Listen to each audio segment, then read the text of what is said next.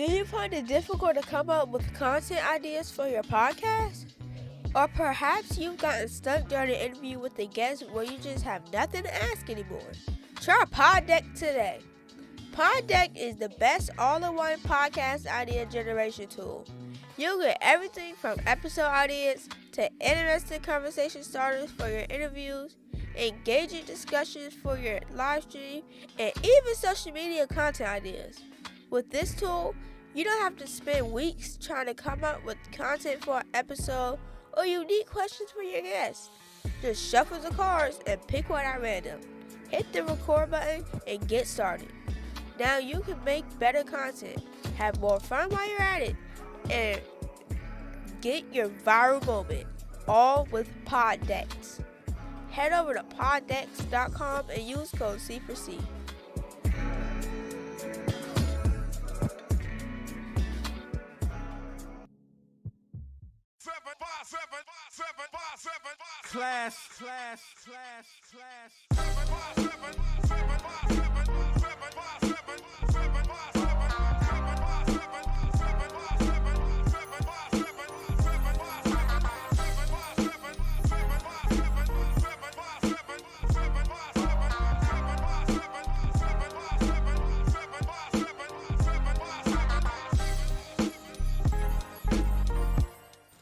Ladies and gentlemen, thank you for tuning in to another episode of the 757 Renaissance Man podcast.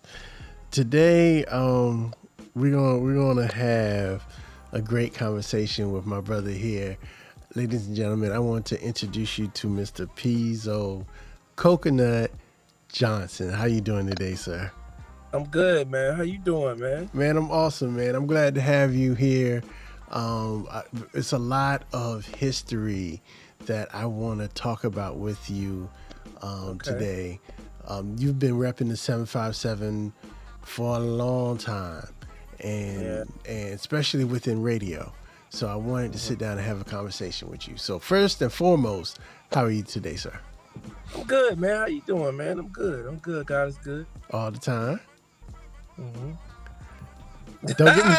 Hey, don't get me playing up in here. It's raised in church. Don't let the beard fool you. All right. So tell the people who you are, and well, most importantly, let's start out like this. What was the first radio station you started at here in the 757? Well, I started here in the 757 at Hot 102.1. It was a dope hip-hop station. Actually, at the time, I was in Columbia, South Carolina doing radio. And I got a call from KJ Holiday. Rest in peace, KJ Holiday. Rest in peace to my man, KJ Holiday, to work at 92.1 The Beat. And so... he was supposed to send me the contract. We was talking for a couple of days, and he was sending me the contract. And then he called me and was like, "Bro, I just got a job in Detroit, so I want to hire you. But what I'm gonna do is I'm just gonna, I'm gonna introduce you to Heart Attack." And then he introduced me to Heart Attack over the phone. Shout out DJ Heart Attack. DJ Heart Attack. And so, long story short, Heart Attack didn't hire me. So. Couple months later, Steve Hegwood, which is like a radio icon, just to give you a brief on like what he done. He's the one that started the urban programming for Radio 1. So they was just doing like R&B stations, and he the one came up with the Hot moniker. Like you hear they say Hot this, Hot that. He was one of the ones that kind of started that Hot moniker, and he was the head programmer for Radio 1. But anyway, he broke out on his own, and he opened up a station in quite a few markets, and Virginia Beach was one of them. So I was the first person he hired, and I came down here, I think it was maybe 2003, and doing 6 to 10 at night, and I stayed here for probably about 3.5 years, 4 years maybe. That's how I started in Virginia Beach and in VA. Nice. So currently, what are you doing in radio? Well, currently, actually, I left here and then I went to Atlanta and I was on Hot 107.9 full time. Then left Hot 107.9, and then Steve Hegwood, same guy, opened up Streets 94.5 in Atlanta, and so I went over there, and then I also created a youth program that was doing really good in Atlanta called Pop, Pain on Paper Poems Over Pistols. Nice. And my mom called. She told me that I was a match. I came home to visit one day and I got checked, and I was a match for her. It was a kidney transplant. So okay, and that's how I ended up back in Virginia. I came home to give her a kidney. So this has been almost like 3 years since we had the surgery. Mm-hmm. Well, so okay, And, let's talk about that because one thing you may not know is I have a heart condition, and I am waiting for a heart transplant. Oh wow! So okay, we're gonna take a little side romp right here. Okay. I find that with people of color, we're a little hesitant to donate our organs. I know it was your mom, and I know that's probably was the main motivating factor. We'll do anything for Mom Dukes, right? Right. But before that, was it on your radar? I mean, what was your thoughts on organ transplant? I ain't think about it. That never was a thought, in my mind. I just came home for a weekend, and she was like, "Yo, everybody getting checked. Why don't you just go get checked? You see, ain't nobody's a match, so just." And I just went. I didn't think about it. I didn't know what to expect. I didn't know anything, to be honest with you. And I think maybe this is the lack of information in our community about. Exactly. Yes. Because we have a lot of misinformation in our community, and just like with that, for a person to get a transplant, they don't like to say it, but Black people should donate for Black people. White people do better donate for white people. Genetically, our bodies are a certain way, and I would do better if I had a Black person's heart. People don't want to say that, but that's what it is. Right. Yeah, I can agree. So what was your decision process? Was it immediate, like, sure, I'll do it, or did you have to think about it? No, shit, no. Right. It was just like she told me. I was driving. And matter of fact, I got there's a video on YouTube where I just was driving and just happened to be one of my camera guys was actually in the car at the time. And when she made the call, and so no, I just was like, "Yo, okay." So when she said you was a match, I said, "So what that mean?" She was like, "You can have the surgery." I'm like, I still didn't really know. And then she was like, "You can give me your kidney. Would you do that?" I was like, "Yeah." I didn't even think about it. It was just impulsively yes. I was out of Atlanta in 2 weeks. I let my radio job go. I had 11 contracts with my pop program. I canceled 10 of them, and I just moved back. I was sold a lot of my stuff, like in my house, and what I mean. And I just I came back home, not knowing what to expect, starting over again, because it was so ironic and crazy about it. I had a job offer to come to a station here, and the guy was gonna pay me whatever, and I was like, "No, I don't want to go back to Virginia." And then 2 years later, that's happened. So I was here and I was teaching school.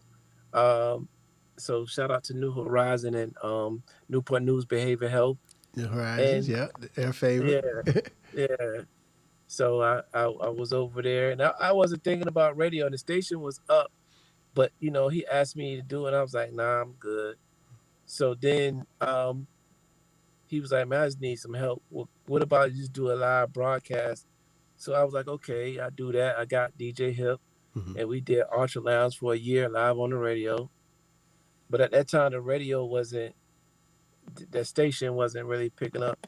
So he came back to me. He's like, man, I just need, you know what I mean? And I really got a gist of teaching, and I'm like, oh hell no, this this ain't where it's at, Jack. You know what I mean?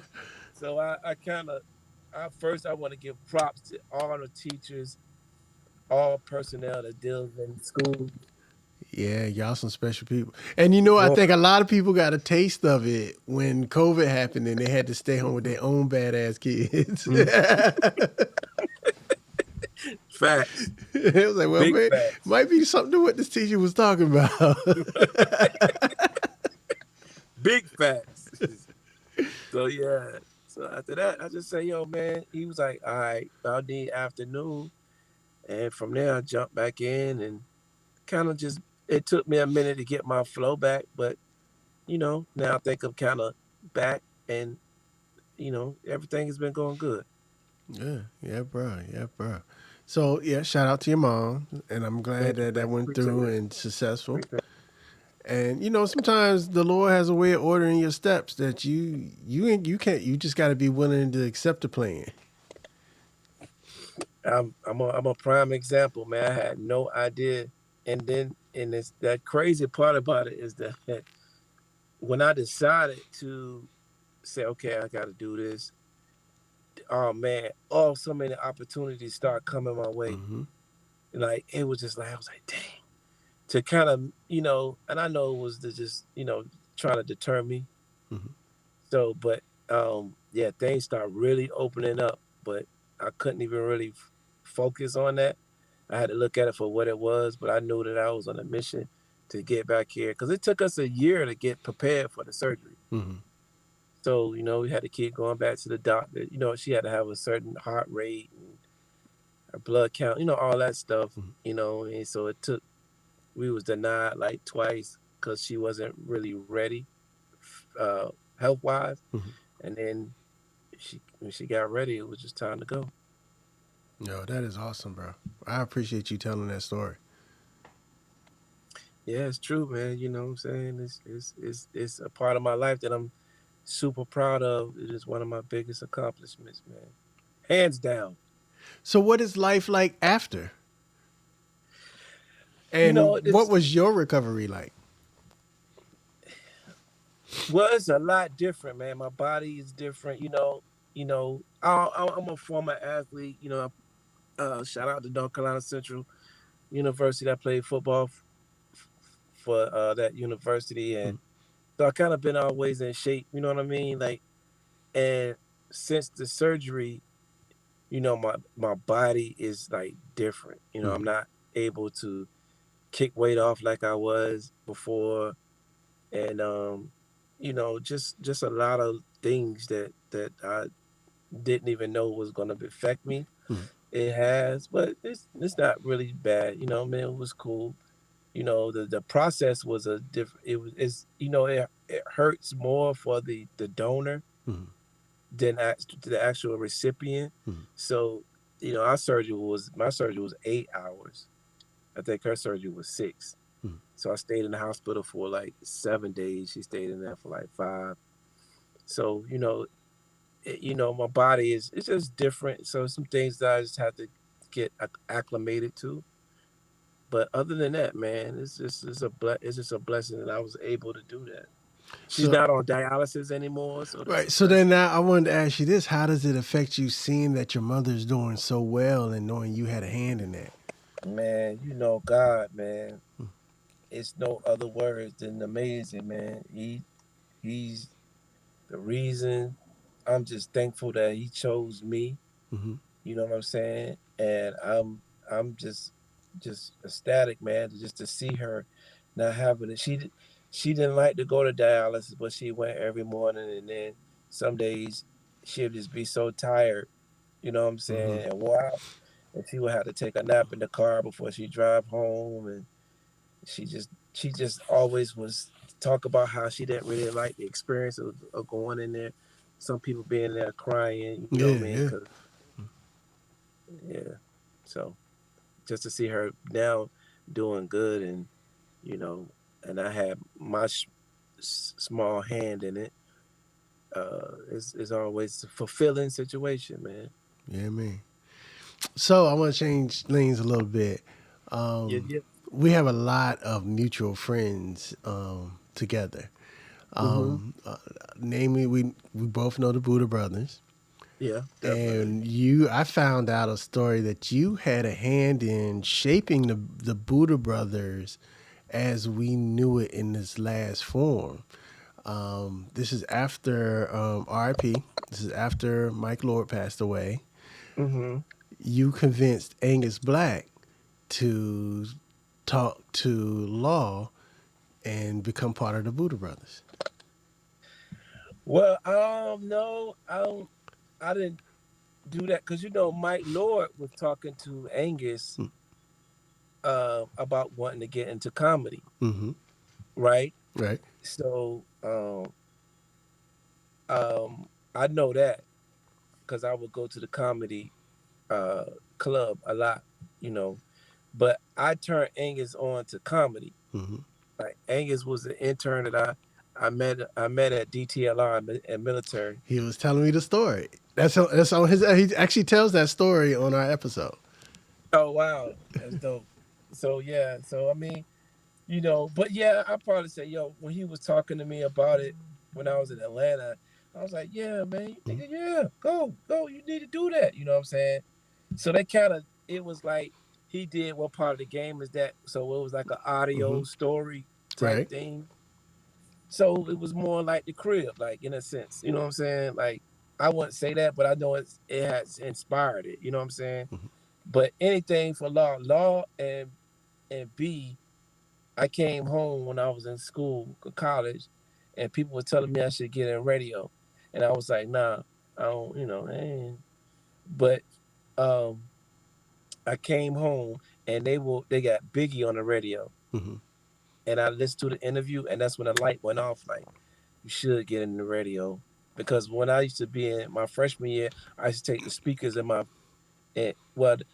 homeboy, he had a stereo in his room, so I used to take the speakers and we put them in the window, and I would commentate and joke people on the court because we had a basketball court in Okay. the middle of our dorm. So I would joke on people, and people would be like, "Yo, you know what I'm saying?"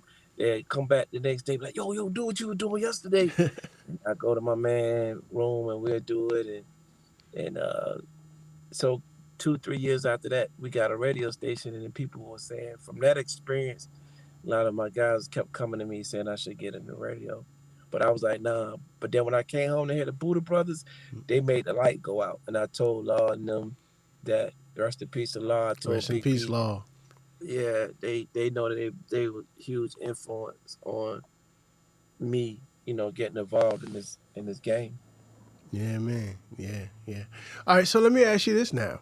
Now that we established who you are and your career in radio, how do you feel about the radio versus the internet right now? Well, the radio, I mean, let's keep it fun. Radio is on its downside. Mm-hmm. But at the same time, it still has it's not as strong as it used to be. Mm-hmm.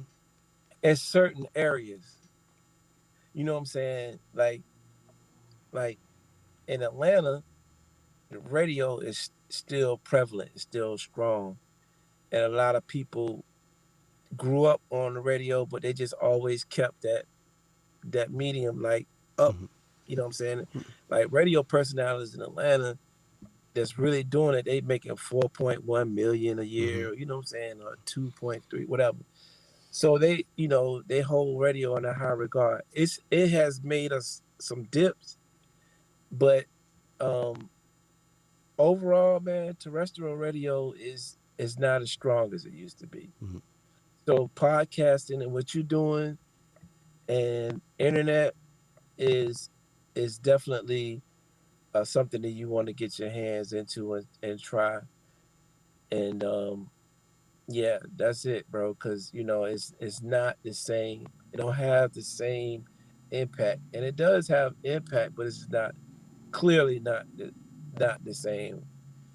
And but like I said, certain markets, it's like that. You know, when I was in Atlanta and I was, yo, I'm gonna be at such and such such, or if I'm calling in, yo, I'm here. Da, da, da, da. They want nothing for like 50 cars to come, just Right. you know what I Right. mean. But it's, you know, with social media and all that, it just don't have that same impact. All right. So I'm gonna ask you one last radio question. How do you feel about syndication in the markets nowadays? Because it seems like coming up with you guys and with the Buddha Brothers and KJ Holiday, HJ Ellison, the Soul Ranger. You know, they were personalities that you could reach out and touch in your neighborhoods. And now with syndication, it seems like we're losing that connection with the radio and the neighborhoods. Well, you know, syndication was something that the conglomerates really wanted to push. Uh, I ain't gonna say no come here, our heart, Hmm. that Clear Channel. I'm on them too, so it's okay. Yeah, they've been wanting to push that. You know what I mean? Because they wanted to, from an economic standpoint, cut down the health insurance. Mhm. You know what I'm saying? For all the personalities, salaries, and all that. If you get syndication, you ain't got to worry about it. That's a lot of money that you don't have to spend. So, you know, syndication it has its bad points and good points, but when you look at it from a corporate standpoint, I can understand where they're coming from. But when you're looking at it from a community standpoint, it's not good because they're not, and it slows down the information that's within the community. You know what I'm Yes. saying? Hmm. You know what I mean? So if you slow down the information, people ain't getting the things that they really need in the community or the perspectives, because you know you got multiple perspectives. Well, I feel about this, and that. Oh, I feel this way. So you know, it's just I feel that the corporate really pushed that hard because they've been wanting to do that. They was trying to do that when I was here the first time. Hmm. That was the word that was going on in the industry, that they were really pushing for syndication, and they couldn't find the person. Then they tripped over and found the Breakfast Club, Hmm. and that led to more. You know what I'm saying, of them taking the stations and putting them on there and removing the local personalities from. Yeah, and I think especially within our market, that was a real big hurt piece. Not because I grew up with a lot of the guys, but it just felt like it was a disconnect from the radio wasn't what it used to be. Yeah, definitely radio is definitely not what it used to be, and from a local standpoint, they they are really trying to slow down the information, and also it's two ways about it. You know, they because they looking at numbers, they just Hmm. looking at money, so they cut down the money, but at the same time they're they're losing they're starting to sell these stations off because they're not making the money that they once was in radio. I think So it's a lot of the void too is like with the local businesses, your mom and pop business, not your big conglomerates, but you don't have anywhere for your mom and pop business to go get a commercial run. You know? and that's where we come into play. I think well our station is a black owned station.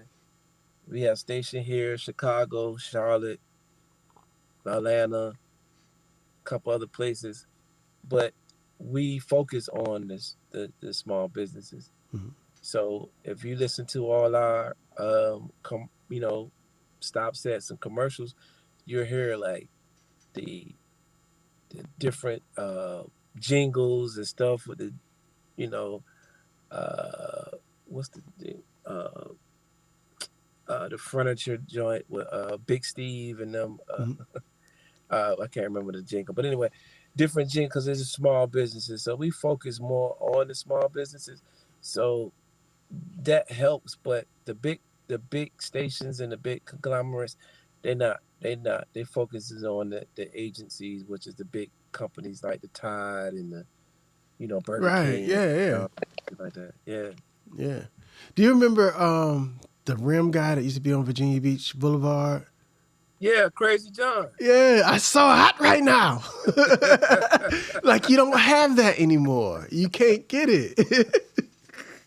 Do you know how Crazy John came up with that So Hot Right Now? How? Okay, so I had to do a remote out there, right? It was hot as hell that day. And so he was I was doing a remote and then I put him on the air and just talking to him. And he was talking about how it was hot outside. So baby Drew was working the board at the time. Shout out to baby Drew. So Drew, I told Drew, say, yo, record every time I do a break, just record it. So he did that hot right now, so hot. And I called him back after I got back to the station and I was going through it. I was like, yo, bro, I think you need to do something with this. Like, this is it right here, bro. And he was like, you think so? I said, yeah. So that's how he came up with that. It's hot right now. Okay, and we ain't gonna glance. We're not gonna glance over. You just shouted out Baby Drew. Yeah. So, how was it? Like, did you have the same reaction I did when you saw him on Love and Hip Hop? Well, Tracy Steele was on my show too, doing industry news. Yeah, the news, right? Yeah, right. Yeah, and so they kind of like, I won't say they knew each other, but they kind of like really start dealing with each other on my show. So I was surprised because Drew, but see, Drew got the job with Chris Brown first. So one day, so Chris wasn't getting played in Richmond, and he was in New York at the time, and so they called me and it was like, yo, we got a record. And it was running before they put Joel Santana on it. Okay. So we started playing the record, and for us to start playing the record, they came down and did a concert at the Military Circle Mall for us. Look, so, R.I.P. Military Circle. Why you say that?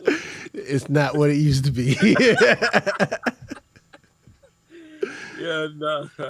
But so and so Chris was like, "Yo, man, what you think if I should ask?" And I think Tracy, I can't remember her name, but his manager at the time. So I was like, "Yeah, ask." I said, "Yeah, I'm gonna tell you who you go to. Ask Tracy." So he did, and they called him, and just like that, and he was. But make a long story short, I didn't really. It was surprising when I found out he was on Love and Hip Hop. But when I was in Atlanta and when he would come out to my pop program, he said he don't know if he could do it all over again, he probably wouldn't do it. Well, shout out to Drew. See, that's all. That's remember I was telling you when we first started talking, those connections and that history that uniquely you have for the 757. Yeah. Got a little history, man. It's good that you kind of reflect. I don't really talk about it much, you know what I'm saying? And maybe I need to. Well, I get DJ Hip get on me all the time about stuff. And I don't say this and I don't say that, but I don't know. And shout out to Hip. He's been in the game for a minute too. Yeah. All right, so I'm gonna let you go because I know your time is valuable. No, you good, bro. Go ahead. But I always ask this before I sign off to all of my guests. If a young Pezo came to you and asked you for life advice, what would you tell him? First, I would tell him, what I'm saying, I ask him what his dream, he or her, what is your dream? What you ultimately want to do? And then once they tell me that, I said, okay, so my advice to you is just put God before that. And then don't let nobody deter you from what you see yourself doing. Regardless, no one in my family even thought about radio like that. And, my grandmother she was a band helper for Norcom Hmm. and Craddock and P Town and P City, and she one of my first influences. But my dad used to play music a lot around the house, so that's how I became, in love with entrenched with music. But I didn't let nobody deter me because they didn't understand my dream. Radio, what are you talking about? Hmm. What's wrong? But never stop dreaming. Just put God before you dream and it will manifest. But you got to stand 10 toes down in it. Like in this game, I started out in Raleigh, Durham, left there, went to Jacksonville, Florida, left there, went to Columbia, South Carolina, left there, came back home, left there, went to Atlanta, now I'm back home again. Yeah. So, and um, I've been putting in a lot of work, man, and I will let them know that it's gonna take a lot of hours. It's gonna take a lot of no's. People gonna tell you no, but you just gotta totally believe. But put God before that, man, and it'll manifest. Yeah, How bro. did you get involved in the music industry, man? Oh man, I don't know. I think I liked music before I was even born, bro. And my mom is well, the one of the stories I've never told is my mom has always been a singer, a gospel singer. Mm. And she came up in the 60s and 70s, back when they used to have the traveling gospel shows. Mm-hmm. And that's actually how she met my father. She was traveling. That she's from Oklahoma, and they played at my grandfather's church in Illinois, and that's how that happened. But Mm. I've always had music in my house, from jazz to gospel to, and then I fell in love with, because of that, the jazz, the gospel, and the funk influence. I naturally fell in love with hip hop. Mm-hmm. And we came up in the era where what I consider the golden era of hip hop. Mm-hmm. So Mm-hmm. yeah, I love music. I was in the band. Shout out to Deep Creek and the mighty Norfolk State Spartan Legion. Okay. Okay.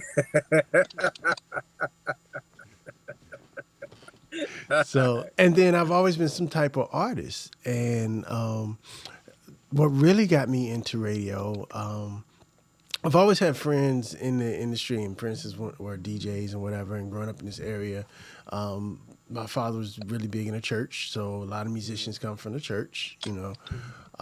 And when I got into graphic design during the same time mixtapes first start coming out. Mm. So that's when everybody had to have their mixtape, and I did a couple. I did one for DJB. Jack was my homeboy, so I was like, "Let's do this, Jack," because we were watching the DJs in New York, Mm. and we were sitting around one day, and I was like, "Jack, we could be doing this, bro." And we went down. We took our little monies. That was Jack and my brother Kenyon. Shout out to him. We went down to Mm. Waterside to the Mother's Records and Tapes. Mm. We bought all the TDKs and Memorex they had. Went back. Jack did a mix. We all took 10 tapes apiece. We all had 3 masters. We ran them masters on like the 1-to-1, them old school 1-to-1 tape. Mm-hmm. Not recording equipment, like the boom box that ran the Okay. copies. You know what I'm Oh, saying? wow. Wow. Okay. We used to Yeah. go to Northside Park and just sell them. And because of Mm. that, I ended up having relationships with all other DJs. And, the Buddha Brothers were like a role model to Jack. And used to let us hang out there. And so I started doing work for them. And my man, E.T., remember Flavor for You? He was Mm-hmm. doing all that. And then I started working with E.T. and T. Virginia House of Comedy. And it's Mm-hmm. so small down here that, you know what I mean? It didn't take long. So. And Rob. I've always kept one foot kind of in the media space down here. Mm. Mm. That's dope, man. That's really dope, man. I definitely appreciate you, man. I got 2 projects. I just released one project in December, and it's called the Megan B Story. Mm. So it's about a R&B artist, it was gospel R&B artist, but she's on the Voices of Fire. Okay. Okay. So it's telling a story about how she's been denied, she's been rejected, about her music career and her music, and she stayed down and went through the the Heartaches. Then she got the call from Pharrell team to be a part of that, and then it's got records, some of the records in it. But it's about 7 minutes long, and a lot of people is giving it a lot of love. It's really dope. It's a crib movie, so it's called the Megan B story. But you definitely got to go to YouTube / crib. That's 2 B's, CRIBB movies. And so we released that, and we're about to release another one with Rick Ross and uh, Young Dro and YFN Lucci. So I got so many different people who done parts from uh, uh, DMX to Kevin Hart to Ice Cube, Lil Duval. Man, at least got about 20 people acting in this joint. So we're gonna start releasing episodes. But the first one we're gonna release is called The Boss. And it's like animation and film and audio. So that's what the crib movies is, like an experience that you can watch and then listen to create your own, you know what I'm saying, imagination of what you're hearing. So that's dropping within about 2 or 3 weeks. We probably do it at the March the 5th. Okay. So be on the lookout for that, and go check out that Megan B story. I promise. And send me the links because I'll definitely post them so everybody can have them. Okay, my man, man. I appreciate that. All right, so you segue right into where I was going to go to. How can people find you? How can they get that work? Where can they listen to you at? How do they get Mr. Pezo Coconut? Okay, you can check me out on IG on Pezo Johnson. Check me out there. Check me out on Streets 87.7 102.1 alongside DJ Hip in the crib from 3 to 7. You can check me out there. You can check me out on the Book Face. I call it the Book Face. You can check me out on the Book Face at Pezo Johnson as well, or the Crib Show, or Pop Program. So all those social media outlets, Pop Program, the Crib Show, Crib Movies, Pezo Johnson. Please come check out the content. We got a real strong wave coming of dope stuff. Like I got Ross acting for he did a lot of acting parts for me, and so have Dro and Lucci and so many other rappers, man. I released a project here before I left to go to Atlanta, and I had Jadakiss Styles P, Seek Luch, Miss Valletta Wallace, Biggie Mom, Elephant Man, Angus Black, DJ E from the Alley, Right. DJ Boz, and it's called the Crib Mob Story. And I had some Man, the more names you drop, I'm like, yo. So Boz was like my second mixtape I ever did. He did a No Limit Best Greatest Hits back in the day. So wow. Yeah, I've been knowing Boz for a minute too. Yeah. So we put that out, man. That thing did really well. They got a write up in the Source. Virginia Pilot did a big write up on it, but it was, the premise was just I was having a gambling party at the crib, and I had everybody over there, and some Italians down the street. Somebody parked in front of their house. They said they were gonna bust the windows and slash the tires. We had an argument at the front door. I slammed the door in the face, and the story starts from there. Nice. We're gonna have to link that too. We released it, but you know what? And years ago, but I need to re-release it. So put it on YouTube now. I'm about to, man. I'm about to, because I got like so many people. I got Suge Knight on there, BMF on there, Ghostface.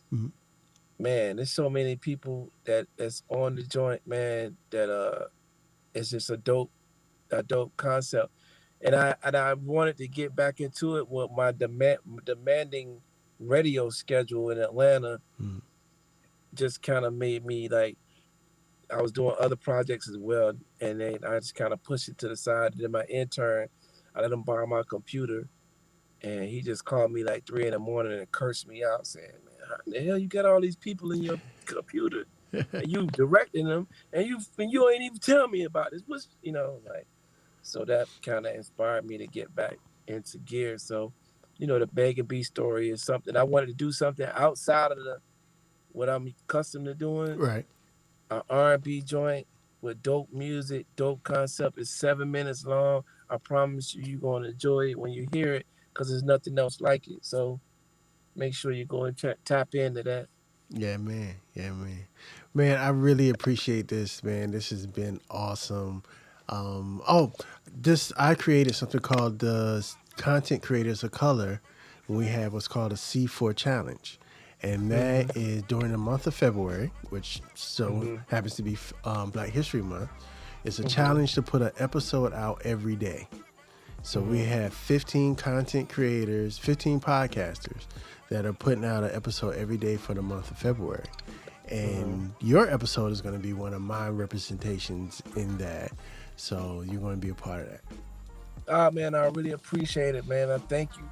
I'm going to definitely promote it on Streets 87.7. So make sure you send me, like a flyer or whatever, so I got you. I can post it and I can talk about it on the air. I just really appreciate you, man, for what you're doing and really repping the city, man. The cities. Yeah, 7 cities.